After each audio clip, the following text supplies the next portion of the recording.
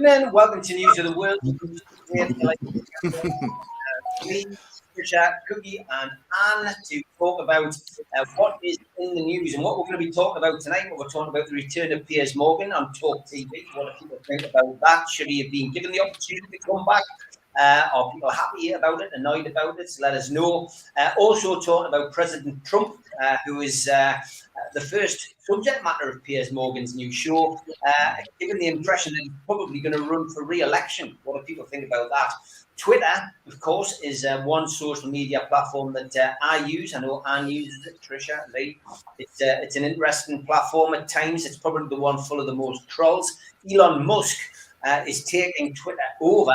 Is that good news for trolls? We're also looking at the YouTube beef that continues to amuse, which is compulsive viewing, and that is Dean Lynch Ward against Decca Heggie. Is that going to happen, that fight? What do people think of the to and fro that we've seen in recent weeks? And we're also going to look at Angela Rayner and the fact that misogyny in Parliament has been front page news, when perhaps a lot of people should still think we should be talking about Partygate and whether Boris is fit to run the country. But lots to talk about, and as always, we'll take your comments. But first of all, Piers Morgan, Lee, is back on our screens, back on Talk TV, of course. Left Good Morning Britain. There was that infamous walkout after he fell out with Alex Beresford, I think it was, the weatherman on there, over the way that he was talking about two former members of the royal family. But yeah, he's back. We knew we would be back. I've watched the first couple of episodes. I think you have as well. Are you happy to see him back? Should he have been given a platform? In a weird kind of way, yes. He's kind of like the Antichrist, isn't he? The only reason why I like Piers Morgan is the fact that on our mainstream TV, BBC, ITV, it all follows a rhetoric. It's all very kind of pacifying. Piers Morgan always offered that different aspect of life. You know, he bids to be the working man, even though we all know he's not, because things have come out about him in the past. Let's face it, he's had people off. He's damaged people's lives. He's caused a lot of mental health with people, with his phone hacking and whatnot. But he's the only person in my, maybe, I don't know, in the last 4 or 5 years that has actually given us a different opinion. And he does seem to be for the working man, but he isn't.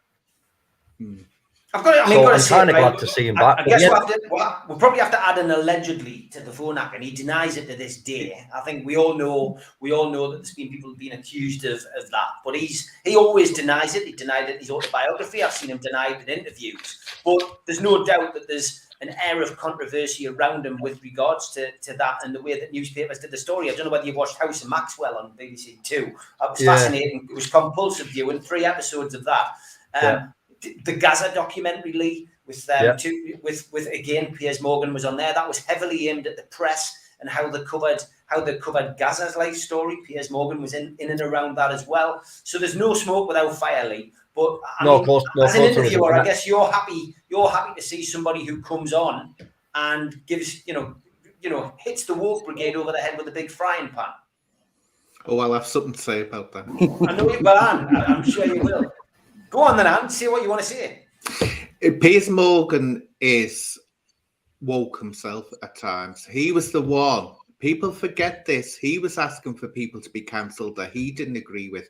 They should be sacked. They should be this. They should happen. So when they go on, he tries to be this anti-woke person. He isn't. He was as bad as the woke brigade. In other words, he was asking for people to be sacked and banned. So that I do take exception in. As for him coming back, I'm delighted he's back because, he is controversial. He can annoy you, but my God, he is entertaining. And the thing is, I'd rather have entertaining and getting me like that at times than have someone that's just totally boring. And we're losing all these really interesting characters that will say things to be provocative, that will go out of the way and will be mouthy. And who was that one on? Oh God, why is his name slip my mind? He used to be on a Newsnight, Jeremy. Oh, Paxman. Jeremy Paxman, what a wonderful character he was as well. Brilliant. Mm-hmm. We need these characters. So I am totally made up Piers Morgan is back. But don't think that when he goes on about the woke, I'm assure you he wants people that he doesn't agree with cancel. But yeah, I'm made up his back. I find him extremely entertaining. I'm going to be honest, I didn't think you would. I thought you would be pretty much against him. But that's no. Yeah, I like him. I like him. I think he's entertaining. I do think he gets... I wasn't sure how I would cope with an hour of him. I think when he's interacting with, like, you know, the people who he's worked with on Breakfast TV, I think that you get a bit of a break from him. But this is an hour of him talking constantly. I was pleased on last night's show because the first one was very heavily him giving these ideas about how this show is going to be and what he was going to do. And then it was the interview with Trump. I wish he'd just let the interview play out instead of stop and start. Yeah, that annoys me.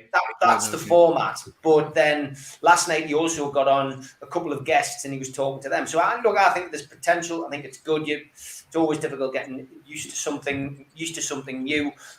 Patricia, Piers Morgan. Can I just say one thing? Lee, did you faint then because I said I was a big fan of him? You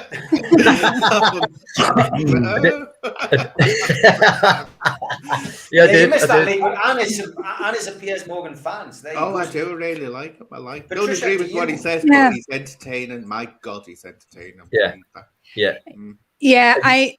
I wouldn't be a big Piers Morgan fan. Like, I can only have him in small doses because I think he's really smug and arrogant, but like he plays into that. But you have to give it to Piers Morgan. He came from, he started off as a newspaper reporter, a cub reporter. He went on to edit the Daily Mirror. Yes, there was controversy, but what other tabloid editor has come so far in their career as he has? You have to give it to him. And the viewing figures from last night or the night before, he beat Sky News and the BBC News Channel. Now, those will probably tail off, but what a start. People know that he does really great interviews. They know he's controversial, and they know people will tune in. And I don't agree with the comments he said about Meghan Markle. I thought it was despicable what he said about mental health, because I think that's really dangerous. But I fair play to him for walking off and saying to Good Morning Britain, I won't be back. You're not going to make me apologize. So he does have my respect in that sense. I haven't watched the interview in full. I really do want to watch it, and I will. And I probably will tune into that channel because it's him. And Good Morning Britain, I used to watch it every day because you don't know what was going to happen with him or what he'd say. Now it's really bland. It's really boring. Exactly. It's like beige paint. It's like magnolia paint, isn't it? Yeah. Exactly. Yeah. And that tells you just how entertaining he was. It's actually that bad that it's made me enjoy Richard Madeley. And I used to go, this is like Richard. Steve, ring 111. It's like Richard Madeley used to be like having Roger Melly on the telly. You know what I mean? You were waiting for him to drop a faux part in or a swear. He was always doing it. Say something completely inappropriate. But now I actually look forward to him because I can't stand Adel Ray. I can't stand the guy who used to be a Labour politician, Ed Balls. I can't stand it. It's becoming a nightmare. And Susanna Reid is so far up her own backside. Oh, Jesus, is she? And this is Susanna Reid in the morning. Yeah. But then when there's a halfway kind of emotional story comes on, the crocodiles are all over. It's like Lacoste all over the shop. There's fucking Lacoste tears everywhere. Who was that one, though? She did a great one, which I really loved, where this fella was being patronising to her. And this one where they were stopping the traffic. And the way she dealt with him, she said, don't. She really put him in his place. Did she? Me like, oh, God, yet she put him right in his place. So do you know the lady I do like on there? I don't know what you boys and girls think is Ranveer. Oh yeah, I like her. I think she's class. I think she's just like a normal person. She'll have a little bit of banter. You can kind of tell that she's got somethut about her, but she's obviously under the constraints of ITV. I really like her. There's a little bit of space about her. She has. Yeah, she's good crack. Yeah, I think there'll be a refurb on that channel sooner rather than later. And BBC is terrible. What, Cookie, your views on Piers Morgan before we move on to the next subject? Well, I first heard this on Talk Sport in the morning with Ali McCoist and Laura Wood, you see. And I was quite shocked to see that Piers Morgan was on there on a sports channel talking about politics and stuff and that, and especially Donald Trump.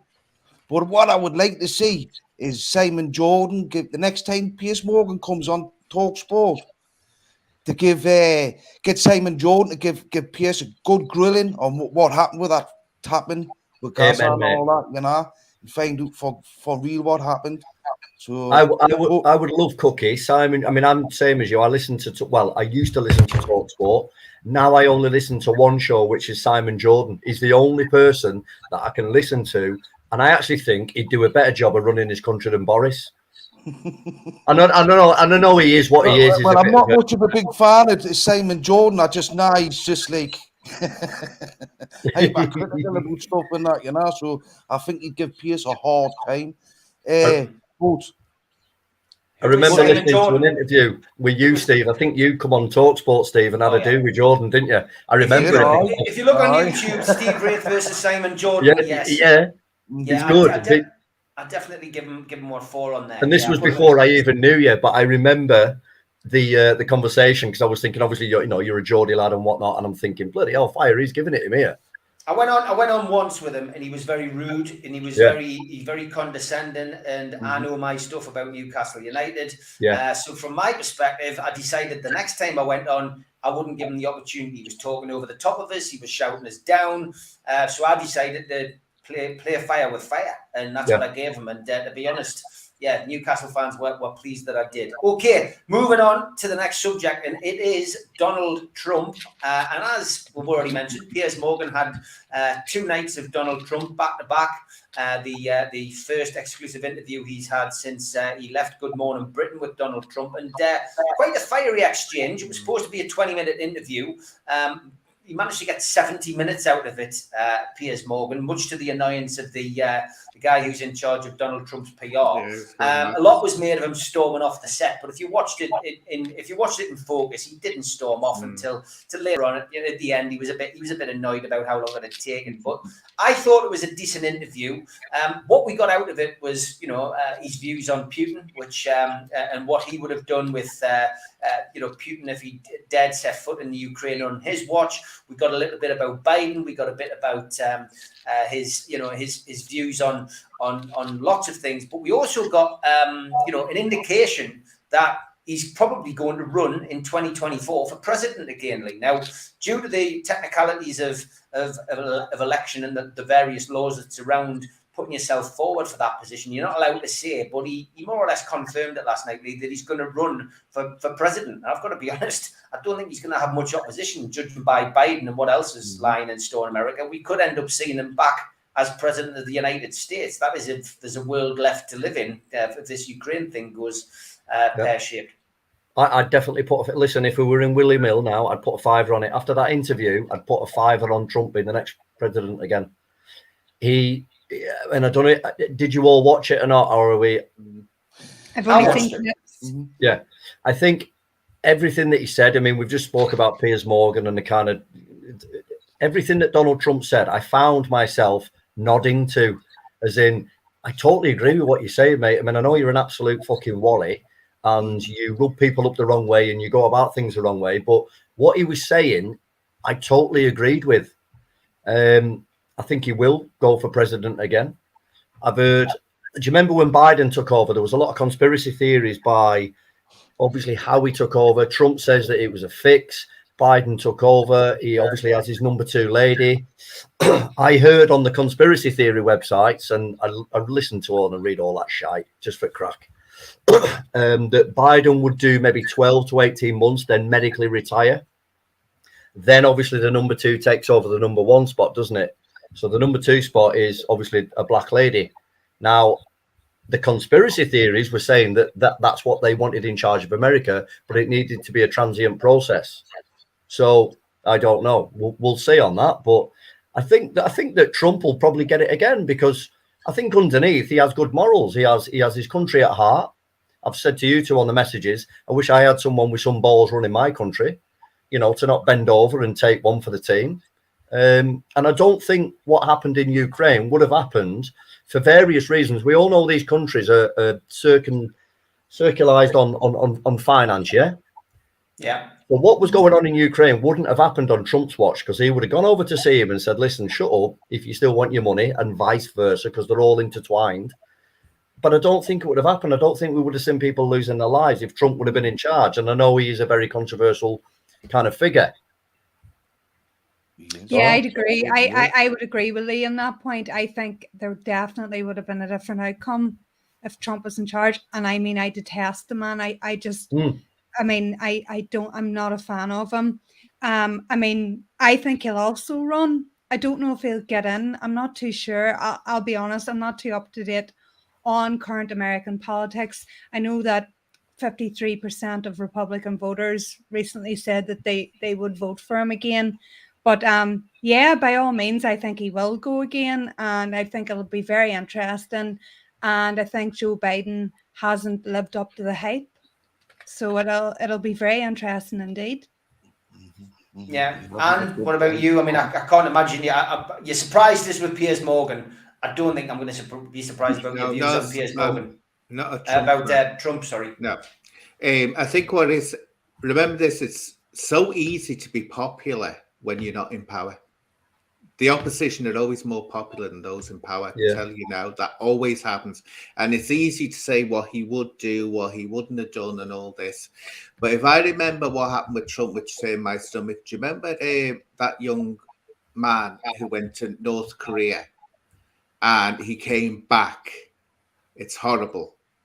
Paralyzed, blind, everything, whatever happened to him there. Now, Trump was all, I'm going to get justice.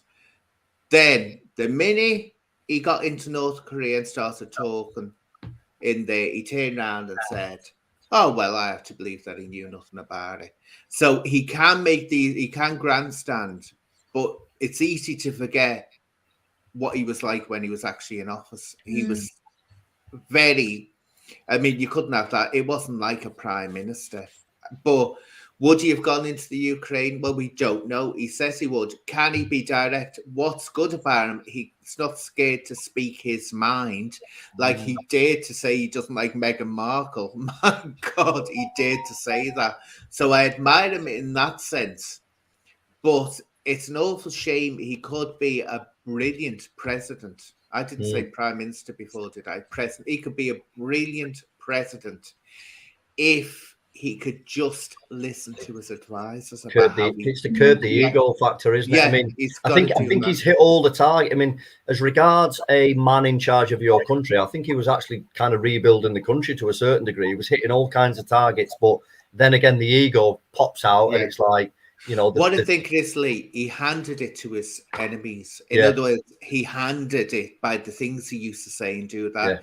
It's best to play cool. That's what's the old saying: keep your friends close and your enemies closer, because then you know what move they're going to take. And I think he would have been an absolutely brilliant president if he just listened to that advice, but he didn't. He didn't. No. Which is a shame. It's a shame. I mean, how old is he now? What would he be? 70s, mid-70s? Yeah, I think 73 or something, I think. I mean, what do you guys think of someone that age running a country? I mean, is it relevant? Is it current? Is it? Oh no, it doesn't matter. You can get some. I always say this: whether someone's young, whether someone's old, it's the person you judge, not their age. Because I've known some idiotic elderly people, idiots. You wouldn't ask to boil an egg for your soft-boiled egg. You wouldn't. Donald Trump. Well, I think it could be a positive thing for Britain, you know, concerning our trade deal and that with the US, because Biden has put it on the back burner and been very awkward about the situation. Luckily, we got a woman called, a new trade minister called Penny Mordaunt. And she's apparently a rising star in the Conservative Party who's done trade deals with states in America and bypassed the federal government, which is like 93% trade with them. So that's good news. If Trump gets in, it'll be good news for trade for us and what have you, and that. But like as for global politics, You can't be a good finance minister called Penny. You can't be a good finance minister called Penny. Penny Mordaunt. I Penny, you know. Boy. Rachel says, I can't believe the best that the Democrats came up with was either Biden or Sanders. Surely they have younger, more dynamic people who could have gone for the main job. Vince says, Donald Trump, what a bellend he is. He's such a scientists have deemed him a new species. He says, umpus, twattus, gitters. You've heard the saying, in a haystack, it's like his in that thing. So not a fan. Plastic Paddy says, I agree with Anne and Lee. Trump needs to reel it in like Boris tries to. Rachel points out that Trump is 75. Mouse Charger says, remember Biden fell asleep that time, but age shouldn't come into it. I mean, look at our queen. Age shouldn't come into it, but Biden certainly looks and acts his age, whereas Trump definitely doesn't. So there is a lot of concern, I think, in America about him getting back in, but they've got a few years to put a stop to that. So we will see what happens. Moving on, another man who's has got a few quid in his back pocket, and not as much as he had a couple of days ago, is Elon Musk, and he has taken over Twitter. Or he's about to complete the deal to take over Twitter. Billions of pounds being spent. Now, anybody who's followed Elon Musk's career will know that he has wheeled and dealed in various social medias, various big websites and companies. He's obviously launched his space company as well. But taking over Twitter, a platform where he has been quite expressive, shall we say, but sometimes not in the right way, and caused offence to quite a few people. He's now bought it. Is it good news for Twitter, and is it good news for trolls, Lee? Because from a lot of people's perspective, their lives are made a misery by people who troll on Twitter. Patricia, I'm sure, will be able to talk about this as well. I've been hounded for years on Twitter by faceless accounts. I do use all the methods there to stop that. I block I report them, then I block them, and then I move on. But then they just add another account, and then it starts again. Instead of these social media companies blocking the IP addresses, which is what they should do, so these people can't continue. They just block the account so people can start up. But Elon Musk, is it good news or bad news? It depends. I guess it depends. I mean, I don't know much about this story, mate. I mean, I know he has kind of taken it over, and it just smacks to me as egotistical shite. Why would you buy Twitter? What interest do you want in Twitter when you're already one of the richest men in the world? Why would you want to buy Twitter? Because it's the digital Times Square of America, and that's where all the political influence. And all that happens. All the elite are on Twitter, you see. So, and with the Democrats being strongly suspected of getting favours from Twitter to close people down and stuff and that, people think that free speech is under attack, and that's why I think Elon has gone and done what he's done. Yeah. For me, I mean, unless his ethos is to come in and kind of change it up, or is he just buying it as a business entity? Like Cookie just said then, is he buying it for a little bit of power? Does Elon Musk want to be president of the United States or wherever he's? Do you know what I mean? Why? I can't understand why you would buy Twitter when you're already that minted. Like Cookie said, there's got to be an ulterior motive. Yeah, I mean, it can be influenced, Patricia, can't it? I mean, like it's just been mentioned. I mean, Ryan's put a comment up here, just getting back to Trump. He says, Trump 2024, he's the best president since Abraham Lincoln. Yes, he does stupid tweets, but learns some facts about how successful his time was instead of finding hate via the radical left. Look, that kind of thing where you control, one person controls an entity. It's a bit like Superman and Lex Luthor, isn't it? And someone trying to take over global communications. We've seen it in many films, fictional films, where somebody's running this mass global empire, media empire, and they have influence over the whole world. It's never a good thing. We've seen it with Rupert Murdoch. We've seen it with Robert Maxwell. Look what neither of those two have got squeaky clean records, and who's to say Musk hasn't got bad intentions as well. Well, exactly. There's laws that were brought in Australia to stop Murdoch buying more media companies. And I mean, there's scrutiny over different places. Even in Ireland at one point, we had somebody who owned quite a lot of media, newspapers, radio, and there was scrutiny over that. But now we've got somebody who has just bought like one of the biggest global platforms there is. I think to go back to what Lee said, egotistical shite. I think he has very big ideas that are never going to be reality. Yes, he can change the platform, but from someone who took part in giving evidence to Westminster in the online harm bill for the draft, if those, and I'm not a fan of it either because I've been worried about freedom of speech, but if that's put in place and in force, Elon Musk will end up with a lot of money to pay if he's going to allow people to come on and continue to troll under the guise of free speech.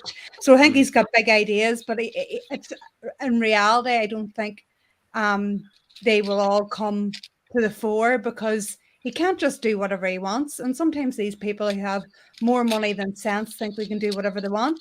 So it will be interesting. He will change it up, but I mean, I think he's got big ideas that will not come into full reality. Richard Branson keeps putting air balloons in the air because he's got too much money than sense, and they keep falling out of the air. I put him on par with him, but he's a more of a technological current version of Richard Branson and his air balloons. Yeah, probably right. Ryan says, "Go on, Musk. He's a hero against the radical left, not letting the right have a say." What's his problem with this radical left? He's really got it on him, hasn't he? He goes, "It's okay for the Taliban on Twitter, but not Trump." I mean, that was the point that was made by Trump on his interview with Piers Morgan, which was that, Piers Morgan made the point, not Trump. He went, "You're off Twitter." He says, "Yet Putin is still allowed on Twitter. He's committing the worst war crimes since Adolf Hitler." There are Taliban leaders on Twitter. There are people who are probably a lot worse than Trump on Twitter. So I can see where Ryan's coming from to a degree, but yeah, Anne, you're not happy about that. No, it's just that typical, the left. In other words, they're usually the type that they want to come out with absolute bigotry, unless it's aimed at them. Then it's it's wrong. No, this thing about freedom of speech, don't get drawn away by this, because when the sense that he's talking about in freedom of speech is like stopping someone like Trump or whatever being banned, and yet there is something to be said. Why is he banned when other people are allowed on there to say things? I agree with that. I don't think for the ordinary user, Twitter will change, because don't forget there are still laws in different countries of certain aspects of speech being a crime. So you can still be prosecuted. That can still happen. But when he's talking about freedom of speech, I think what he's talking about is stopping that thing where one side will have a voice and the other will not have a voice. Now, I was against it when Trump was taken off, and I was against it when I've seen other people taken off, because I tell you now, do you know when you do get a situation where you're getting hate speech, and I get a lot of, in the past, used to get a hell of a lot of hate speech and hate attacks on me. Twitter are the worst to go to report it. They're the worst. Yet they take down someone like Casey, what's her name? Hopkins. They take her down, right? But yet you report them and say, I'm getting death threats here, I'm getting this here. Do you know what? You might as well just talk to a brick. They'll actually say, oh, that's okay. They actually say that isn't breaching their standards. So for the ordinary user, nothing's going to change. But definitely, I even saw that there was a political bias, or an ideological political bias with Twitter that you didn't see on YouTube, shall we say, or others. So I think it will be the ordinary user won't know the difference, but I think he's talking about high level freedom of speech. He's not talking about being able to come out and spew out hate and all that. I don't think he's going. I think just as we, do you know what, Steve? Like what I messaged you about last night about having 2 minutes to speak about a young girl in my town. I think that this is a perfect kind of link to it. For Anne and Cookie, who don't know, I mean, obviously I live in Lancaster, and unfortunately last week on my way to work, we've got a big river running through the city called the River Loon, and there's a big train bridge across it. On my way into work, there was maybe 5 or 6 ambulances, fire brigade, police, etc., all lined up on the side of the river. And I thought, oh, do you know what? Obviously somebody's, maybe jumped in or whatever. and it's come to light throughout the day. I mean, obviously you get news reports and whatnot, and this will tie into what you're saying, Anne, that somebody has been found hung off the city bridge, which is above a river. Initial reports were that it was a young male. The next day I found out it was a young girl, 14 years of age. I'd got up at 3 o'clock in the morning. I'd gone and taken herself to the bridge, hung herself off the bridge, and a runner had found her at 5 o'clock in the morning. I've then spoken to, strangely enough, it was weird, like a weird kind of situation. I've spoken to a lady who's the mum of her best mate. She's 14-year-old, and apparently it's all come about that it was via, I mean, you'll probably know what I'm going to say. It was via Facebook bullying. It was via online bullying. And, That's correct. There's a 14-year-old girl that's hung herself, this week, and it backs up exactly what you're saying there. I mean, where are we going with this shit? I mean, if some girl thinks that that's the only way out in life, to go and hang herself off a bridge at the age of 14, then that's why they have people go on speech, right, when they're just doing nothing more than torturing people. And the same thing, this is what disgusts me, especially on YouTube. These same people are the ones that are claiming the ESA and the paper. I've got mental health issues, yet they're going around making sure or trying their best to have other people have mental health issues. The law needs to change and be stringent, that these people are brought to justice, because you can have freedom of speech, but freedom of speech is not bullying. Hate speech is a crime. It's a crime, and so it's a crime because someone's lost a life. That's it. It's 14-year-old girl. But I think the problem is these accounts, faceless accounts, and I think Musk is going to put an end to that on Twitter to try and keep it honest, so that people can be held accountable. I don't know about that, because look, we've been asking for a long, long time. That's what I was asking for with ACB, right? Was that you have to ensure that no one can open an account on social media platforms unless they give the real details and verify themselves. They can have an identity. They can come on as, like, let's say you've got, I don't know, Mouse Charger. They can call themselves Mouse Charger, but the platform knows the real details. So there's got to be accountability at some point. If they do break the law, the police can say, right, give us the details. That's what they ask for. But I don't think Elon will do that to it. No, I think it's going to be an interesting ride with him. You're never going to stop trolling. Unfortunately, it's always going to happen. Not everybody is as strong as the likes of me and Anne, etc. Who been through a lot of that kind of thing. Patricia's going through it. She's had to go through it with her job across an island, and it's not nice. But once you learn how to deal with it, you deal with it and you just move on. And the block button on Twitter is a simple thing to use. Report them and block them and move on. It's the same on YouTube. You have moderators on your channel. You're always going to get people who are going to come through. I try not to block people myself personally. I'll try and have a debate with people, but sometimes it's just easier just to remove them from the comment section. But ideally, as people see on my videos, no matter what subject, whether it's football, whether it's true crime, whether it's an issue I've had with another YouTuber, whatever, I've always tried to interact. And every now and then I'll come on and do a live Q&A. I'll have a chat with people. Go as you please. You ask us a question and we'll do it. And, I'll answer the questions. And that's the best way to be. I don't have anything to hide. And, I think that's the best way to be. But unfortunately, people get jealous. People don't like to see other people doing well either. Do you know what I always say, Steve, about when you get that happening with the block button? I say they've gone to all the trouble, and I've had this happen to me. Oh my God, I'm famous. I have this happening to people. People will actually start off an account just to troll me, and they've had to open a new email address. They've had to register all that, come up with a password. And all that I've got to do is when they come on, it's go block. And it takes me a second. So to get back on, they've got to do it all over again. And it's like, they're the idiots, not me. And then they come at you a few months later. Can you unblock me? No, I'm not going to unblock you. It's for life. Anne isn't that nice little cuddly creature that will unblock me.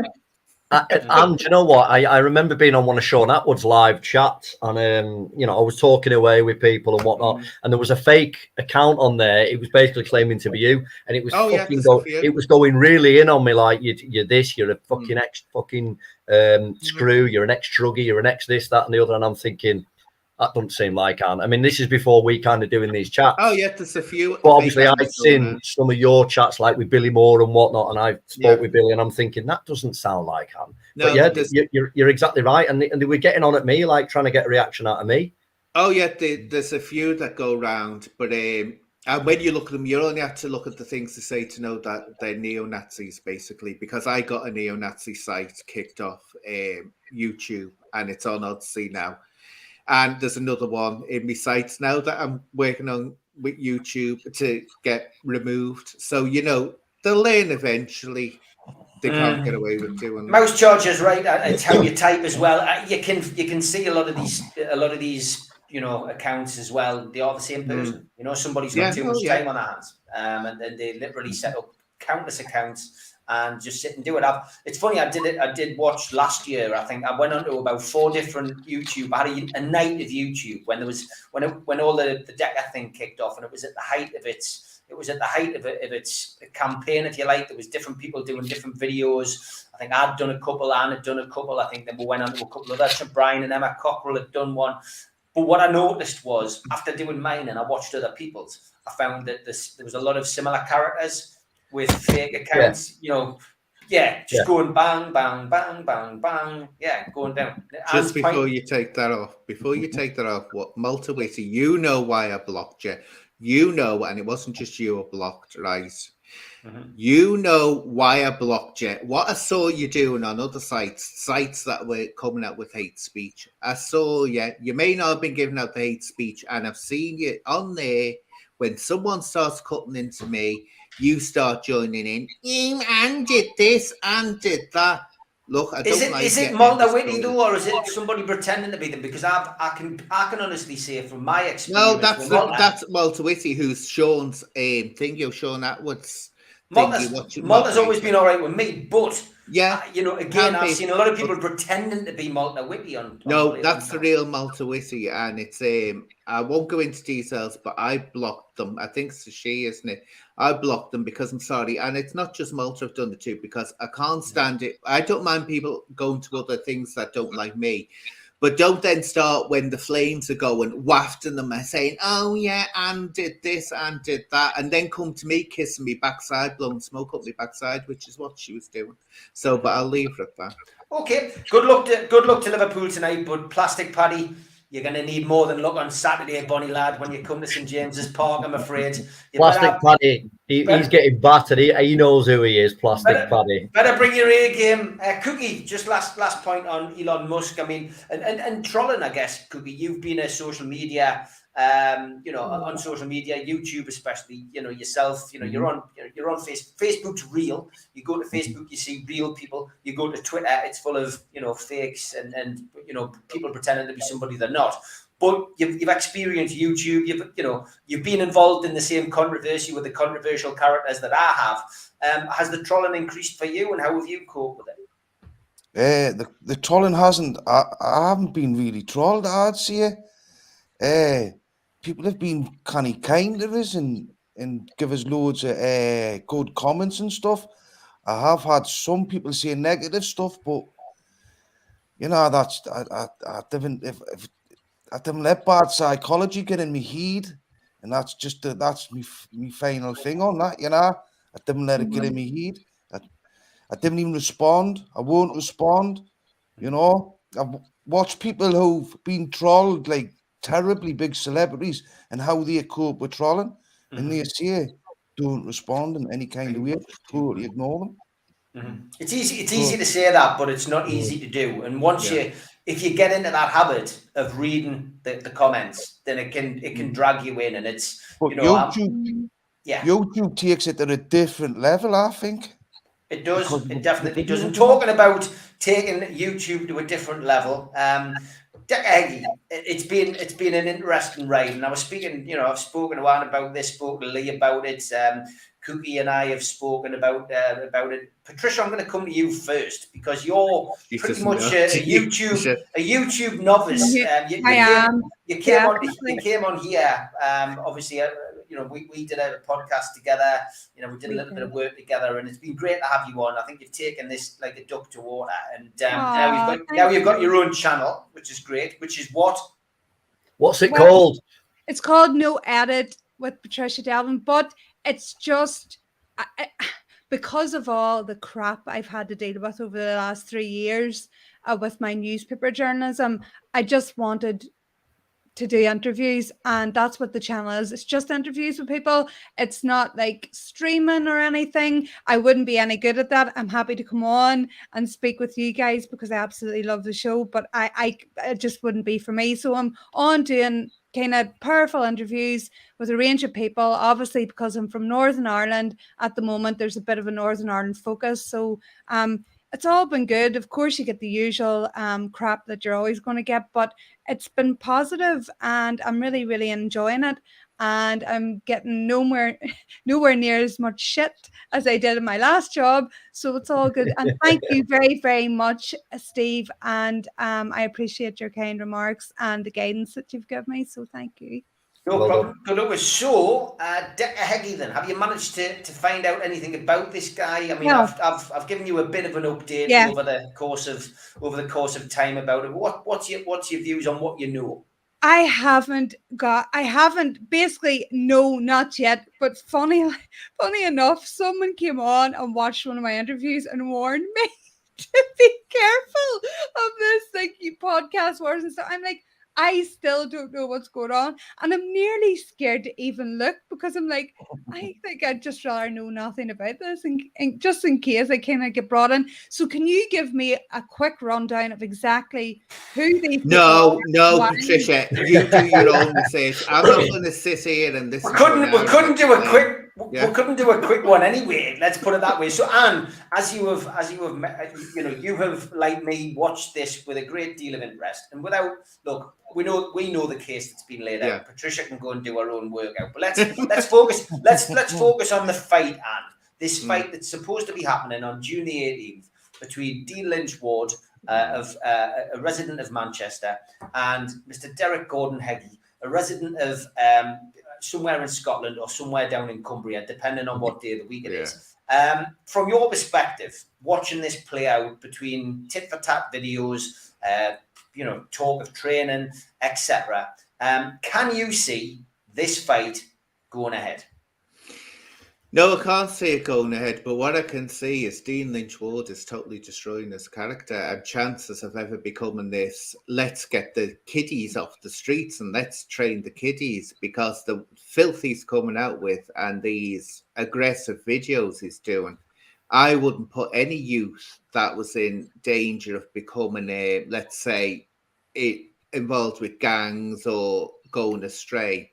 With someone that's acting like that, I think he's scored a home goal there. As for this fight, I think it's getting boring. It's everyone all over it. YouTube is wanting to fight, and all that I can say is that Decca Heggie is now becoming more and more of a star with all this attention. He's becoming the main focus. People can get the clicks if they mention Decca Heggie, and that's all it's done. But I think Dean Lynch Ward should have thought to himself, now what's more important to me? What I want to do with youths, or absolutely trashing that by looking like I'm a thug myself, by the way I'm carrying on. And he's doing it just to get attention from Decca's name. Because now he's getting attention, they're all doing it. So he's come out with a plan, Anne. Do you think watching Decca, and I've got to be honest, it's compulsive. Even when I was away, I was watching it, catching up on it. The missus was going, oh, she's actually now sucked into it, just going, what's he got to say You've now? got this, what they've done. And this is it now, but he has. I can see it a mile off. He's now become the victim. Now I put this down to, and if you remember, I was the person who came out on my channel and said, we're going to leave it. I'm not going to say anything about it. And the reason I said that is because he will now claim to be the victim. And I've been proved to be right. And I've been proved to be right. Yeah, he doesn't even have to claim to be the victim. People are saying it now that he's a victim of all this. And in a way, he is. In some respects, he is being trolled and all this, but he's playing up to it. He's definitely gaining for himself and he's playing up to it. But, it comes to something when what's his name? Oh, God, why can't I... Humble Dryer is literally getting an erection thinking that he's coming on his show, or he's going on his show on Sunday and he's getting it right, getting ready to orgasm over it.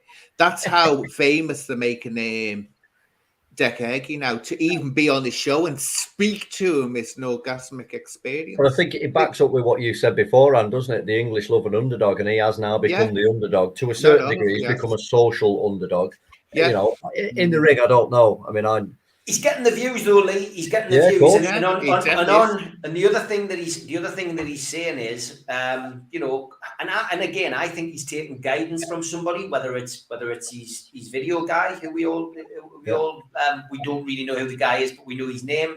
Is it him who's guiding him? Has he taken advice from a more experienced YouTuber who's saying this is how you do it? Potentially, it looks like that because his subscription figures are going up. Yeah. His views on his videos are fantastic, and ultimately, he is becoming a bigger star now. That can work in two ways. He's making a little bit of money from it now, but it could also be setting himself up for a big fall, Lee, because the latest stuff that is coming out from various people, and again, is that there's a new Sarah's law, there's a new Claire's law being done. Is he setting himself up for a big fall? The problem is that the bad smell keeps following him, doesn't it? And it's not been kind of outed or sorted or put to bed yet. So there will always be that side from Dean's side or whoever. I actually quite like Dean. I believe in what he's saying, but I do agree with what Anne's saying, the fact that you need to kind of carry that message through. It needs to be wholesome. But Cookie, what's your views? You know, you've watched this. You've been involved in a bit of tit for tat on YouTube, like I have with certain people. What's your views on the Decca Heggie situation? And you've watched it, I'm presuming. Is the fight going to go ahead? I think the fight will go ahead. I think Dean cannot not turn up, and I think Decca will definitely turn up. You know, he's got something to prove. I think that the whole thing around Decca, these certain people on YouTube have totally undermined whatever is going on with Decca. You know, because of these people who are saying things about Decca, that behaviour undermines what they're saying. Because they come across with all sorts of stuff that is ridiculous, and the way they come across, the way they presented everything. It undermines everything that's been said about Decca.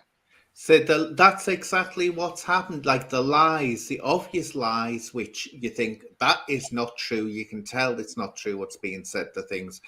If one thing's not true, guess what? You have to doubt everything that's being said. And that's the end of it. Do you remember the days when we used to, if we didn't like someone, we used to go up to them in the playground and give them a slap? No, we didn't do that. We were woke before we were woke. We didn't do that shit. I mean, we had a big game of bulldog. Victims involved, in that. You've got people, these trolls, or they're going on like trolls, these defenders, and these victims. If the real victims are out there, then that. This whole thing is leaves a bad taste in my mouth. But the thing is, it's not for YouTube to be holding court over people. And we said this, it would have to be for the police to take action. And what they've gone and done, they've muddied the waters that much. And especially when you've got certain people, and I'm sorry, they were paying to have evidence made up about Decca. It's obvious. We heard, those who heard the tape heard it. He was definitely being asked to make up evidence. Stuff like that on the main. That's going to destroy. The CPS will just say, "Are you having a laugh? Not touching it." And this is what happens. It's become a media circus. That's why when something goes to trial, they can block any media reporting on it. Why? Because it can interfere with the justice system.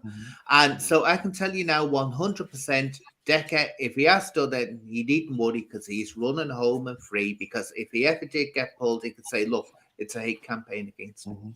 And if things are true what they say about Decca, then his behaviour will land him in jail sooner or later. Yeah, That will because he'll get definitely more happen. brave with it. That's it. But they've got to leave off him. They've got to leave off him and just report him to the proper authority. And it's frustrating, and I know it is, because it's time consuming. I remember people coming into police stations raging because they weren't getting it. And you say, look, you've got to play the game and be patient, because you've got solicitors, not the police, the CPS, deciding whether they're going to take your case. And they couldn't give a damn whether you're suffering or not. It's just whether they can get a win on public money. And so that's what you have to do. You have to hold back, but you've got idiots running around. And then they're dragged into it, and they look as shady as hell, some of them themselves.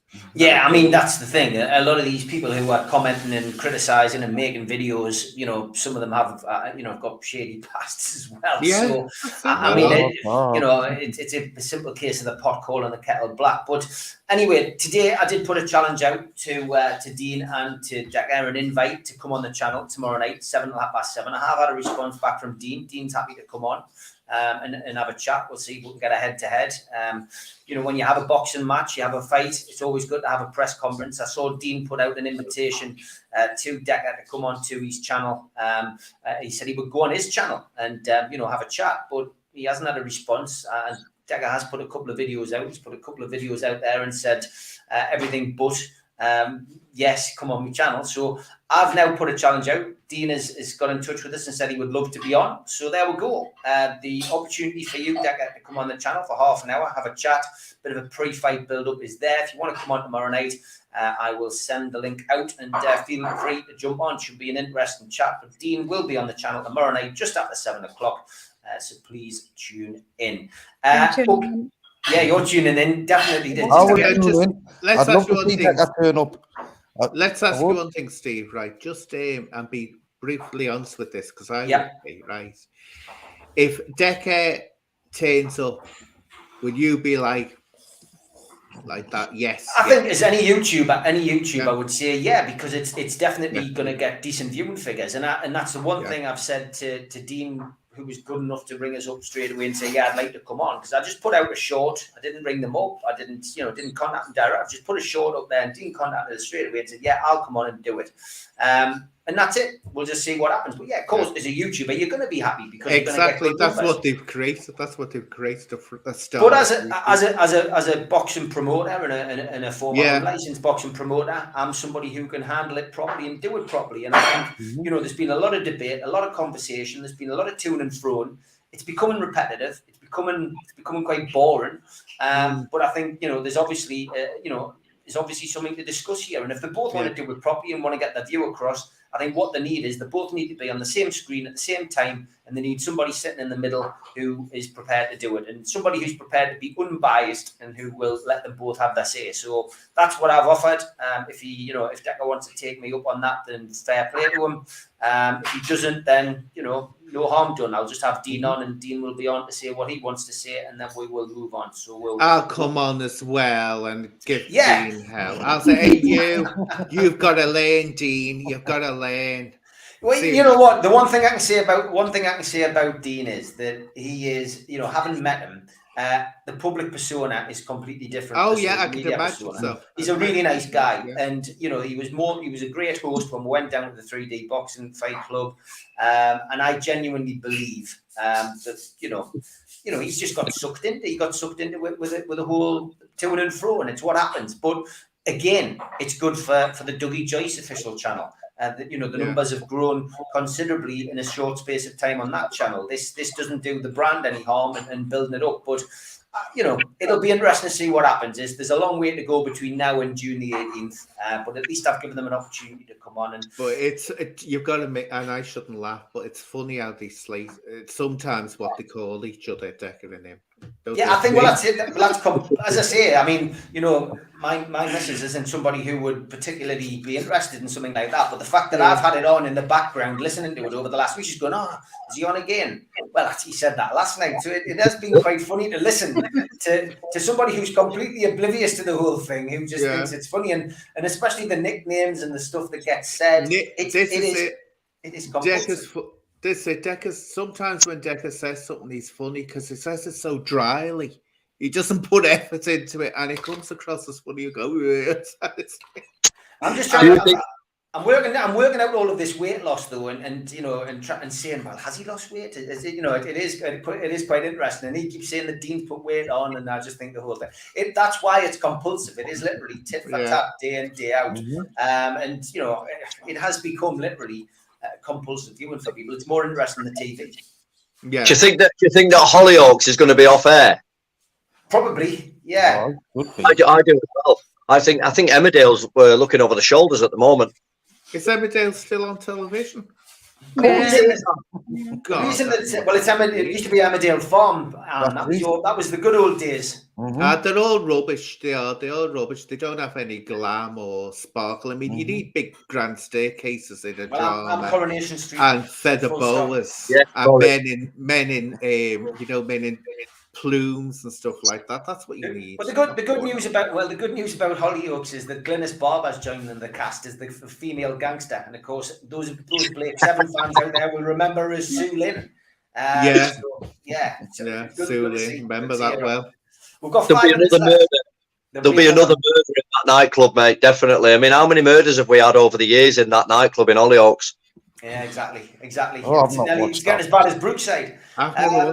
Last thing we're going to talk about, last 5 minutes of the show, misogyny in Parliament. Angela Rayner, and we'll come to you with this one straight away. The situation is simply that an anonymous MP has been in the newspapers and said that Angela Rayner did a Sharon Stone, crossed her legs to basically put Boris Johnson off making a point in Parliament. We've now seen Angela Rayner come out. She did Lorraine, I think it was. I did watch most of the interview where she sat in a trouser suit because she didn't want to offend Lorraine. And yeah, I mean, it's gone on for years, misogyny in Parliament, and I think, hasn't it? Oh God, yeah, it goes on everywhere. But yeah, it's a disgusting thing to have happened.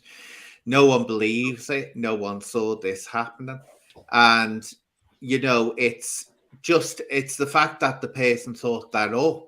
That if people who don't know why it's being called misogynist is because the person who thought her up thought that would be a good way to trash her. And what they're saying is that she's literally what would you call a harlot or whatever. She'll use her body to get away and get her own way. Now, the thing is that she's not that. You can tell she's not that type of woman. She doesn't, and it demeans it. It says that the only way you get into Parliament, and I mean, it's by being that type of woman. But do you really think Anne Widdecombe was opening her legs to get into Parliament? I don't think so. They can get there on their own. But I can understand them being really upset about it. I mean, this thing that blew up about David Cameron turning around to Angela, whatever the name is, and said, you know, calm down, dear. You know, that is nothing. That's just silly when they blew up about that. That's not misogyny. That was just silly. And she didn't find her offensive. She said she's heard more. But to say that a woman is sitting there opening her legs, uncrossing legs and opening her legs, that is absolutely really misogynistic, because it's reducing a woman to being a sexual object that uses her sex, not a sexuality, her sex, to get what she wants, which is so wrong. Well, I think she had a point that I think not only were they doing that, and they were also attacking her class. Yeah, you know, that's what they were doing as well, and I find it disgusting. Like, I really do. They shouldn't have done it. Shouldn't have said it. Patricia, what's your take? Yeah, just off the back of what Cookie was saying there, I think one of the lines in the article was that she knows she wouldn't be able to compete with his Oxford education. It's just offensive in so many different levels. And yeah, once again, it's down to class. She comes from a working class background. She doesn't have, a posh London accent. She's real. And if anything, it actually says more that how much of a threat she is to people like Boris Johnson than anything else.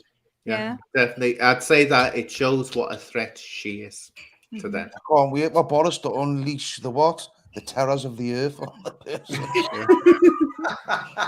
Again, Lee, all this is doing, Lee, is taking the attention away from Partygate. It's putting off the inevitable. There's going to be more charges, more fines against Boris Johnson, and he's going to face that inevitable axe, I think, at some point this year. Yeah, I think he will, mate. I mean, we spoke about it earlier on about the Americans, you know, playing into, I don't know, kind of Trump taking it on again. Keir Starmer has attended he's basically attended every envelope opening this week. He's been on every chat show, whatever. But again, Boris is just giving him. Angela's just a branch of Keir to a certain degree. I do quite like her. Do you know what? She's growing on me. I always did kind of like what she said, but I didn't feel it about her. I just thought, I don't know. Why? Because she's the underdog, like Decca. She's the underdog now. So she's getting more. Yeah, great. I know, but maybe she should have a fight with Priti Patel. Yeah, I'd love to see that. I'd hate to see that. Lee has frozen again, and that's a lovely. Isn't that a lovely way for Lee to freeze? Oh God, that's you've got to. Oh, that's. I'm going to screenshot that. You've got to screenshot that and put when he's playing up. Just put that up. I got it just before he went off. Okay, well, listen, that's it. We've come to the end. Rayner for Prime Minister, says Mrs. O. Thank you to everybody in the chat. Some really interesting debates. I saw Ryan Sweeney and Vince Smith going hammer and tongs at each other. Here's Lee coming back in before we're finished. Lee, are you still frozen, or did you just choose to do that picture?